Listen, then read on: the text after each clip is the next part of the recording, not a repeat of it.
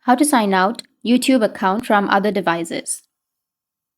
So if you want to sign out YouTube account from other devices, then what you need to do is you just need simply go with your YouTube, and here go with the profile, which is on the bottom right, and tap on the Google account option. And this will take you to the Google account, right? So just wait for a few seconds, and here you will have security. Go with security. Under security, if you scroll down, then you will find an option of your devices. So you need to tap on manage all devices. You will have all of the devices in which your Google account or your YouTube account is logged in. So if you want to sign out of your YouTube account from other devices, then you need to sign out your Google account. To do that, you can just simply go with the devices that you are logged in, and here you will have an option of sign out. You just need to simply go with sign out, and the YouTube account will be signed out. So that's how you can sign out your YouTube account from the other devices. And if you have any questions, feel free to comment below.